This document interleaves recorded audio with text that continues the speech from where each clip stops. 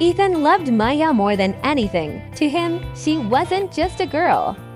She was the sun, the moon, and all the stars in his sky. He poured every bit of his being into their relationship, believing with every fiber of his soul that she felt the same way.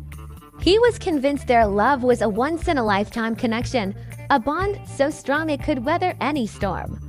He saw his entire future in her eyes and never once doubted that she was his forever. He dedicated his life to making her happy. Every morning he woke up thinking about how to bring a smile to her face, and every night he went to sleep planning their future. His own dreams took a back seat. Her ambitions became his. His savings account, once meant for his own goals, was now a fund for her happiness.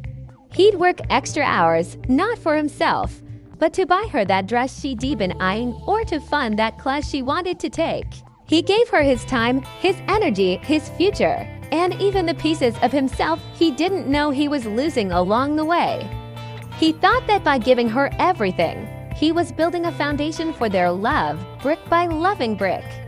But slowly, almost imperceptibly at first, things began to change. The warmth in her eyes, which once shone so brightly whenever she looked at him, started to dim. Her laughter became less frequent, her touch less affectionate. The little things he did, the things that used to make her light up, were now met with a polite nod or, worse, complete indifference. It was like watching a beautiful flower wilt day by day. He tried harder, thinking maybe he wasn't doing enough, but the more he gave, the more distant she became. The silence between them grew louder than their conversations ever were. One rainy evening, seeking shelter on his own porch before going inside, he heard her voice through the slightly open window. She was on the phone with a friend, her tone casual, almost dismissive. The words he heard shattered his world into a million pieces. She was laughing, telling her friend how she only stayed with him because he was so generous, because he spent so much money on her.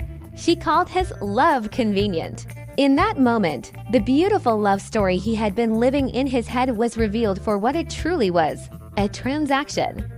He realized with a sickening clarity that she never loved him. She loved the gifts, the support, the life he provided. She loved what he could give her, not who he was. A few days later, the confrontation he had been dreading finally came. There were no tears, no heartfelt goodbyes, just a cold, clinical dismissal. She stood before him, a stranger in the body of the woman he loved, and told him it was over. She said she'd found someone else, someone with more money, more status, someone who could offer her a better life. Her words were not just words, they were daggers, each one aimed directly at his heart. She had weighed his love on a scale against material wealth, and his heart was found wanting. In her world, love was a commodity, and he had simply been outbid. The city lights blurred through his tears as he walked aimlessly through the empty streets that night. Each streetlight he passed felt like a spotlight, illuminating his failure, his foolishness. The world that had once been so full of color and hope was now just a monochrome canvas of pain. He had given every part of himself away, piece by piece, until there was nothing left for him. He had gambled his entire being on her love and had lost everything. His world, so carefully built around her, collapsed in one single, devastating moment. He was a king who had willingly given up his crown, his kingdom, and his very soul, only to be left a beggar on the streets of his own broken heart. Days turned into a blur of sorrow. He sat alone in the quiet of his apartment, surrounded by the ghosts of their memories. The gifts he'd bought her were still there, mocking him. The photos on his phone were a painful reminder of a happiness that was never real. But in that profound solitude, a new feeling began to emerge from beneath the crushing weight of his grief: clarity. For the first time, he saw everything as it was, not as he had wished it to be. He realized he hadn't lost her. He had lost himself trying to keep someone who was never truly his. He understood that genuine love isn't something you can buy, earn, or force. It has to be given freely, or it isn't love at all. This realization, born from the deepest pain, became the seed of his rebirth. He looked at his reflection and saw a stranger, a man hollowed out by a love that was a lie. He made a decision then and there. He would not let this be the end of his story. He would rebuild. He started small, focusing on the simple things. He started working out again, feeling the burn in his muscles as he pushed past his limits. He reconnected with old friends he had neglected, their laughter filling the silence that had consumed him. He picked up his old guitar, and the music he created became a balm for his wounded soul. With each passing day, with every small step he took for himself, he felt a little bit of his old self returning, stronger and wiser than before. From the ashes of his heartbreak, he began to rise again. Months passed, and the transformation was remarkable. The man who had been broken was now whole again, and then some.